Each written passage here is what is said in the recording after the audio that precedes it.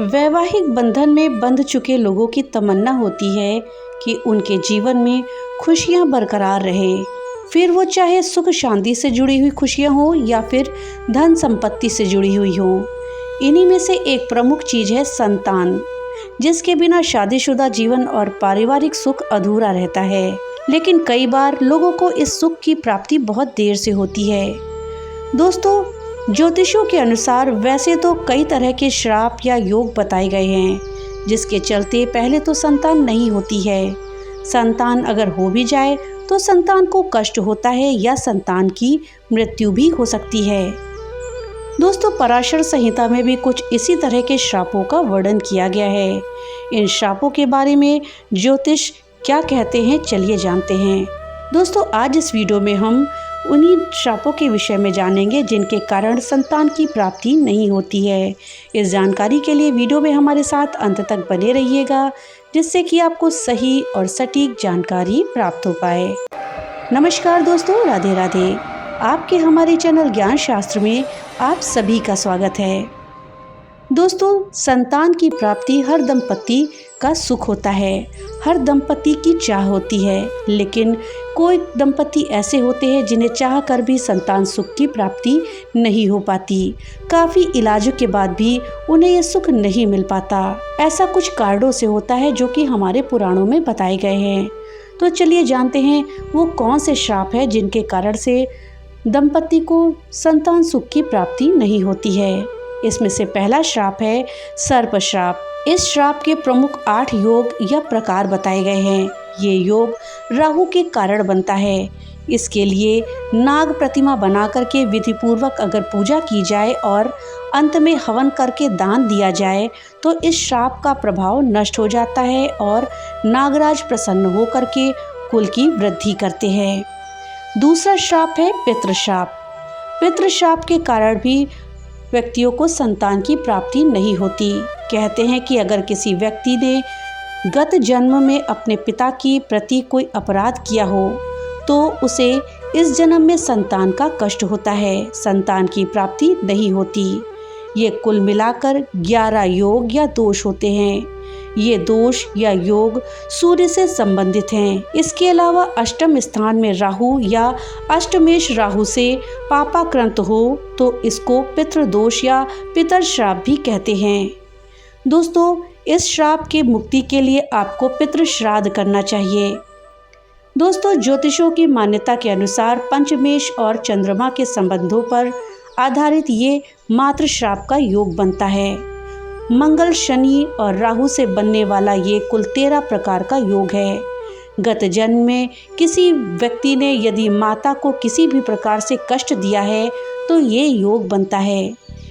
इसका उपाय ये है कि आपको माता की सेवा करनी चाहिए और इसके अलावा उक्त ग्रहों की शांति करवानी चाहिए किसी अच्छे पंडित से। दोस्तों, चौथा श्राप है भ्रात श्राप। ये योग भी कुल 13 प्रकार का है जो कि पंचम भाव मंगल और राहु के चलते बनता है।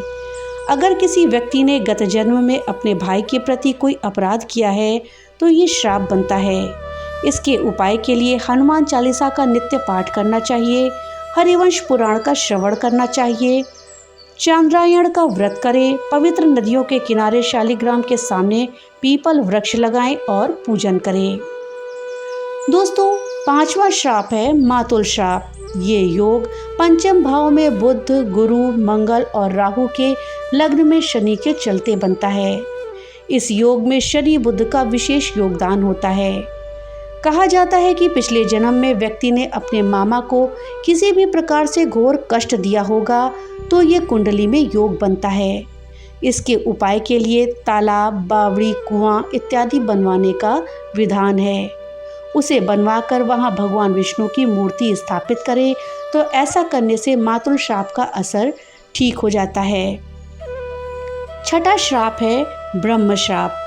लेकिन दोस्तों, इसको जानने से पहले आपसे एक छोटी सी रिक्वेस्ट है कि अगर अभी तक आपने वीडियो को लाइक नहीं किया है तो कृपया वीडियो को लाइक कर दें और ज़्यादा से ज़्यादा शेयर करें, जिससे कि ये जानकारी अधिकतर लोगों तक पहुंच पाए। और हाँ, अगर चैनल पे पहली बार आए हैं तो कृपया चैनल को सब्सक्राइब कर दें और बेल आइकन दबाना ना भूलें, जिससे कि मेरी वीडियो सबसे पहले आप तक पहुंच सके। तो चलिए वीडियो में आगे बढ़ते हैं और ब्रह्म श्राप के विषय में जानते हैं। दोस्तों, यह योग या दोष कुल 7 प्रकार का होता है। 9वें भाव में गुरु, राहु या पाप ग्रहों से यह योग बनता है। कहा जाता है कि गत जन्म में किसी भी जातक ने यदि किसी ब्राह्मण को घोर कष्ट दिया है तो ये श्राप बनता है। इसकी शांति के लिए पितृ की शांति करवाएं और फिर प्रायश्चित रूप से ब्राह्मणों को भोजन करा करके उन्हें दक्षिणा दें। दोस्तों, 7वां श्राप है पत्नी का श्राप।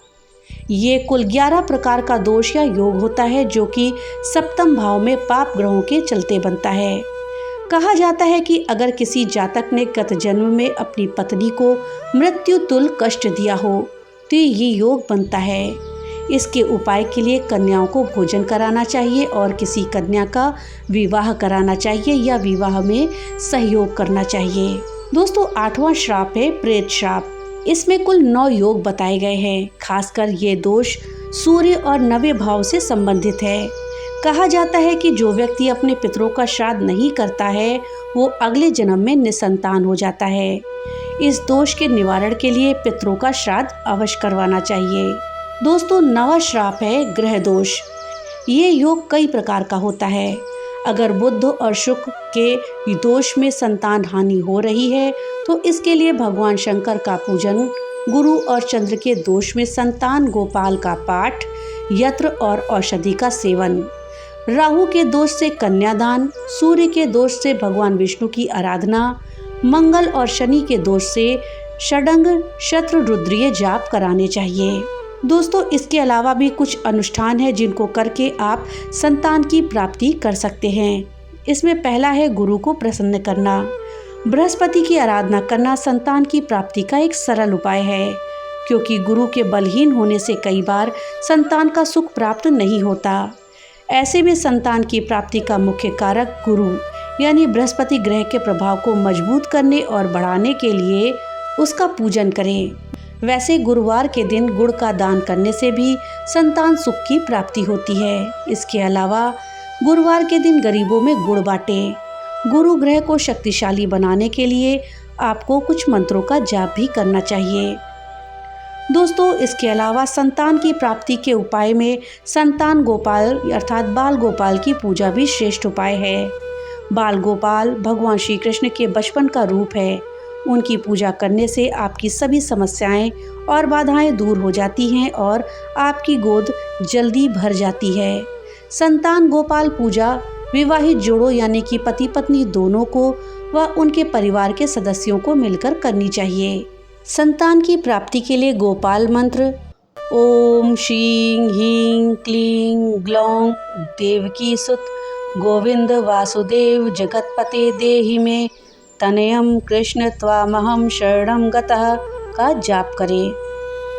दोस्तों, माँ दुर्गा के 9 रूपों में से एक रूप स्कंद माता का है। शेर पर सवार और गोद में भगवान कार्तिक को बिठाए स्कंद माता अपने भक्तों पर अपनी कृपा बरसाती हैं। इनके पूजन से मातृत्व सुख की प्राप्ति होती है। स्कंद माता का आशीर्वाद प्राप्त करने के लिए इस मंत्र सिंहासनगता नित्यम पद्माश्रित करद्वया शुभदास्तु सदा देवी स्कंद माता यशस्विनी का जाप करें। दोस्तों, स्कंद माता के साथ साथ भगवान सुब्रमण्यम अर्थात कार्तिकेय की षष्ठी पूजा करने से भी संतान से संबंधित नकारात्मक प्रभाव खत्म हो जाते हैं और संतान प्राप्ति के रास्ते में आ रही बाधाएं दूर हो जाती हैं। षष्ठी पूजा मंत्र ओम कार्तिकेय विघ्नेः शक्ति हस्ताय धीमहि तन्नो स्कंद प्रचोदयात् का प्रतिदिन जाप करें। दोस्तों, अनेक परिवारों में उनके पूर्वजों की अंतिम संस्कार के दौरान कुछ अनुष्ठान ठीक से न करने पर भी संतान से संबंधित समस्याएं हो सकती हैं। इस पितृदोष को मिटाने के लिए पूर्वजों का विधिपूर्वक श्राद्ध करें। इन अनुष्ठानों को करने से बच्चों के जन्म से संबंधित रुकावटें और बाधाएं दूर होती हैं। पितृदोष का पूजन करना संतान प्राप्ति का एक श्रेष्ठ उपाय है। दोस्तों, इसके अलावा गर्भ गौरी रुद्राक्ष माँ गौरी व उनके पुत्र श्री गणेश को दर्शाता है।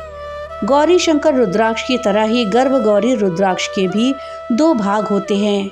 पहला भाग दूसरे के मुकाबले में छोटा होता है। बड़े आकार वाला रुद्राक्ष माता गौरा यानी कि पार्वती को दर्शाता है, जबकि छोटे आकार वाला रुद्राक्ष भगवान गणेश को इंगित करता है। ये उन महिलाओं के लिए बहुत लाभकारी है जिन्हें गर्भपात का भय रहता है और जो मातृत्व सुख को प्राप्त करने के लिए विचलित हैं। जीवन में प्रसन्नता और संतुष्टि प्राप्त करने के लिए गर्भगौरी रुद्राक्ष को गले में धारण कर सकती हैं। इससे महिलाओं को ममता का सुख जरूर मिलता है। प्राचीन ग्रंथों के अनुसार गर्भगौरी रुद्राक्ष बहुत ही शुद्ध होता है और इसके प्रभाव से सकारात्मक ऊर्जा का उत्सर्जन होता है। वो महिलाएं जो गर्भधारण नहीं कर पा रही हैं या जिन्हें गर्भपात होता रहता है या गर्भपात का डर है, वे गर्भगौरी रुद्राक्ष को धारण कर सकती हैं। ये माँ और संतान के बीच संबंधों को भी गहरा करता है। संतान प्राप्ति के उपाय में गर्भगौरी रुद्राक्ष धारण करना बहुत ही अच्छा उपाय माना गया है। अपने पूजा स्थल पर गर्भगौरी रुद्राक्ष को स्थापित करके 108 बार ओम नमः शिवाय का जाप करने से भी लाभ प्राप्त होता है। तो दोस्तों, ये थी जानकारी कि किन शापों के कारण से संतान सुख की प्राप्ति नहीं होती है और इनसे बचने के क्या उपाय हैं। जानकारी आपको कैसी लगी हमें कमेंट बॉक्स में लिख करके जरूर बताइएगा। तो मिलते हैं अगली नई वीडियो के साथ, तब तक के लिए राधे राधे।